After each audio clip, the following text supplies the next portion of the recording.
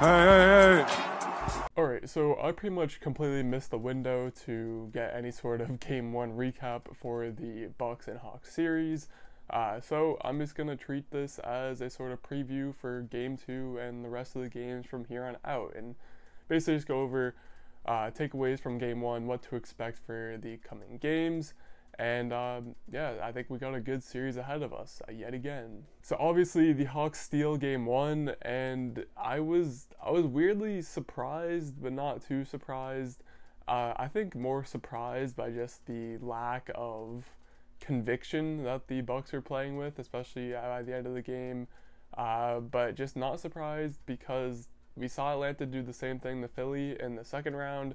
They came into the Sixers' home stadium, stole Game 1, and they did it both times in pretty convincing ways. But starting on the Bucks side of the ball, one thing that caught me off guard was that they were actually moving the ball pretty well on offense. They were passing, making cuts, something that we did not see at all in the Brooklyn Nets series, and this should bode well for them as the series goes on, just because ball movement on offense usually generates better scoring options and just easier scoring options in general. Also, welcome back to both the Jrue Holiday and Bobby Portis to the realm of playing basketball for the Milwaukee Bucks. We saw Jrue Holiday have a huge bounce back game. He had 33 points and 10 assists on 66% true shooting, and he hit a bunch of threes and was actually making shots, something that he didn't do for the entirety of the Brooklyn series. So again, having Jrue Holiday back, that's just another cog in the Milwaukee wheel that should be propelling them to wins. Obviously, that didn't happen in Game 1, but that's still a great sign if Jrue Holiday can be hitting shots because, one constant thing that we've seen from Milwaukee this entire season is that they get pretty close to unstoppable when both Holiday and Chris Middleton are actually shooting at a high percentage and making shots, because that pretty much gives the Bucks three really good scoring options to go to throughout the game, late in games, and it makes them a lot more unstoppable. And even the Bobby Portis super subs, they are back. At least they're sort of back, because in the first quarter, first half, we saw Bobby Portis come on and give some really strong minutes.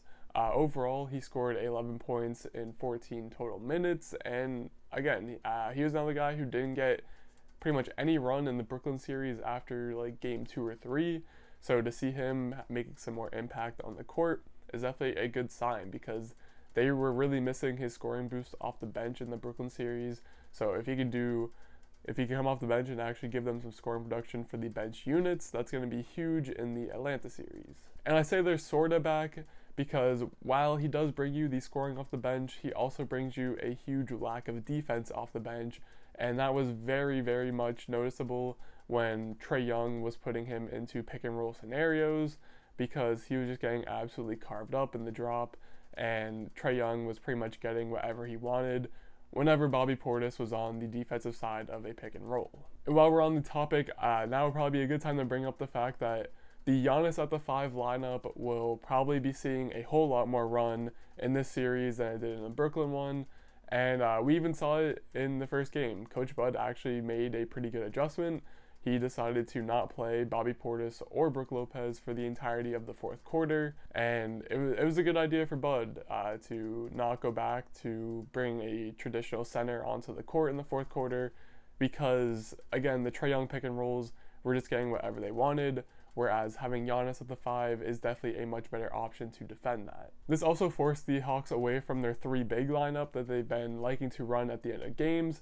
We saw it be a very, very productive lineup against the Philadelphia 76ers in the second round, and pretty much at the end of games, Hawks were playing a lineup with, it was usually Trae Young, Kevin Huerter, and then they'd run Danilo Gallinari, John Collins, and Clint Capella, hence the 3 bigs. And again, this lineup was very effective, but when you're facing the Bucks and they're running Giannis at the 5, the other players on the court for the Bucks are then PJ Tucker, Pat Connaughton, Chris Middleton, Jrue Holiday, meaning that you could get away with sticking someone like Danilo Gallinari on PJ Tucker, but then John Collins is left with the big responsibility of guarding one of Pat Connaughton, Middleton, or Jrue Holiday, which isn't necessarily a good matchup for John Collins. And that puts the Hawks in a predicament, because currently, that means that they're bringing on Solomon Hill rather than Danilo Gallinari to end games. And while I don't want to say Solomon Hill played terrible in game one, you certainly don't really want him on in crunch time just because he's prone to making some pretty bad mistakes, and we saw a few in game one. But yeah, it sucks for the Hawks because normally that fifth player out there would either be one of Bogdan Bogdanovic, Cam Reddish, or DeAndre Hunter, but unfortunately they are all banged up or out for indefinite amount of time, and yeah, it's unfortunately part of the playoffs. But Hawks are not in a great spot with their wings right now. And one final point for the Bucks, specifically Giannis, I just wanted to point out that one play where he was being guarded by Trae Young and decided to take a fadeaway and miss badly, making Trae Young look like an all-defensive player. And like, that was pretty much a good description of this entire game for the Milwaukee Bucks. If you had to choose one play to describe the entire game, that's probably your best choice. But moving over to the Atlanta side of the ball, starting with the obvious, Trae Young had an amazing game, absolutely killed the drop coverage that the Bucks like to run, and everyone was so surprised by that. It was just complete and utter shock that Trae Young was going to kill the drop coverage. And but anyway, it led to 48 points, 11 assists, huge game one performance, like I've said, from Trae Young. He's really cemented himself as a superstar at this point. And even the people who believed in Trae Young, I think it's safe to say that he is overperforming even their expectations right now, which is pretty insane.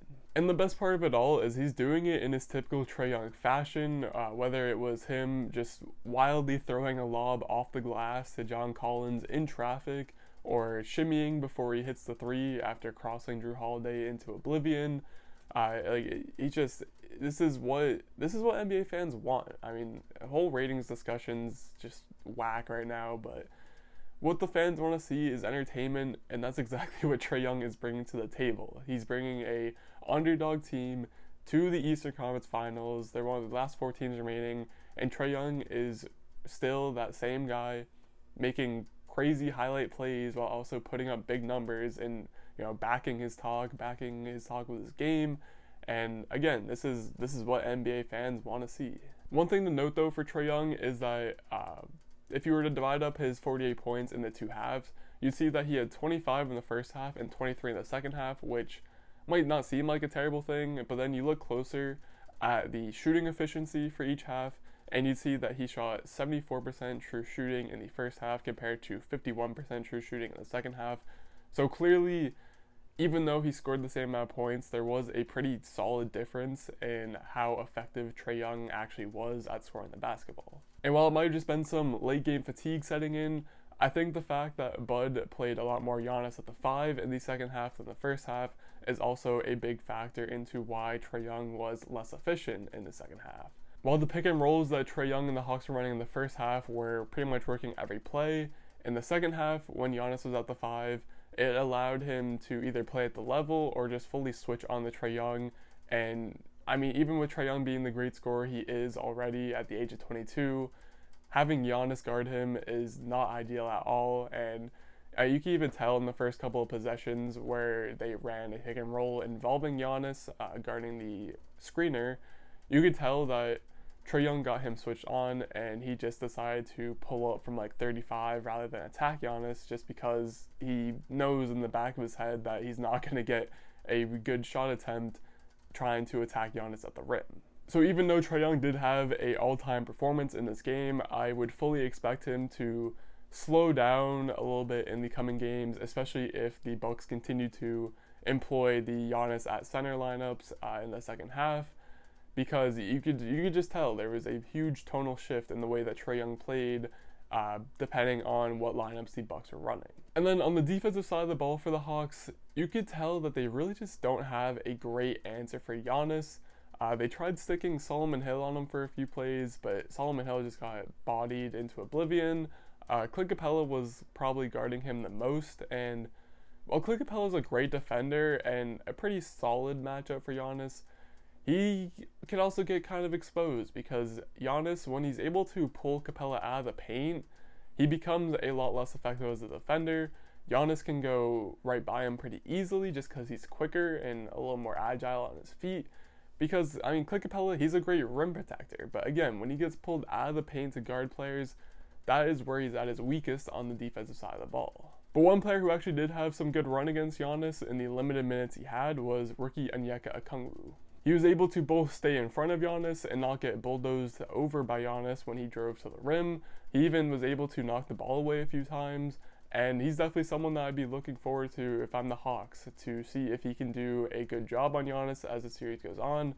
I would fully expect him to get way more than the 2 or 3 minutes he got in Game 1, just because of the solid job he did. But yeah, he might end up playing a pretty big role for the Hawks if they end up, taking the series to 6 or 7 games, or even if they end up winning it. And for the rest of Atlanta, one thing that looked pretty clear is Bogdan Bogdanovic does not look right out there. He is a shell of himself right now. And I feel like he should at least take a few days off because he's really not adding anything to the offense or defense for that matter right now. And especially if Cam Reddish can actually play right now. I understand that Reddish has been out for the past couple of months with the Achilles soreness, and that's something you really don't want to rush back from injury. But at the same time, if he's cleared to go, I know that he's being thrown into the Eastern Conference Finals after, again, not playing for a few months. But I think it'd be worth a shot just because Bogdanovic really isn't adding anything right now. He's not shooting well. He can't move on defense that well. He can't move that well in general at all. So I think giving Cam Reddish a shot would definitely be worthwhile because if not, you're looking at more Solomon Hill minutes and then potentially throwing Tony Snell in there, which...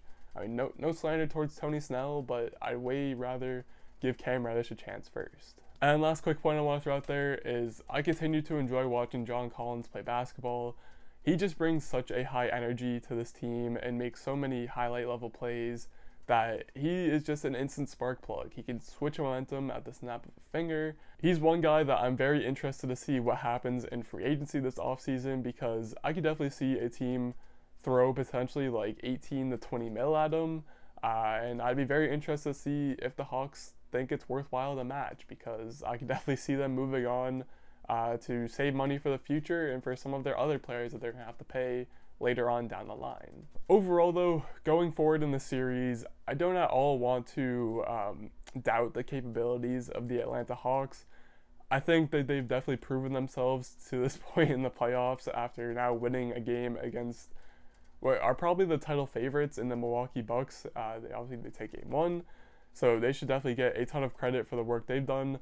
But at the same time, this is a Bucks team that just came back from down 2-0 against the Brooklyn Nets, and while circumstances were a little different in that series, again, this Bucks team still remains way more talented than the Hawks at this point, and it's really all on Coach Bud to just not make stupid decisions, which he did in Game 1, and it got his team to lose for it. With that said, I'm probably sticking with my previous take that this series goes at least 6 games, and I feel way more confident in that after the Hawks take Game 1, because I could definitely see a 4-2 victory for the Bucks, or even a 7-game victory for the Atlanta Hawks or Bucks, or whichever way this thing goes. But I also stand by my take that the Bucks really should win the series. The Hawks take Game 1, but it did take Trae Young scoring 48 and having 11 assists to get it done. And I just think if the Bucks are able to solve the Trae Young dilemma, then they really should be in a clear coast to take the series pretty handedly. But again, do I trust Coach Bud to figure out how to stop Trae Young? No, not at all.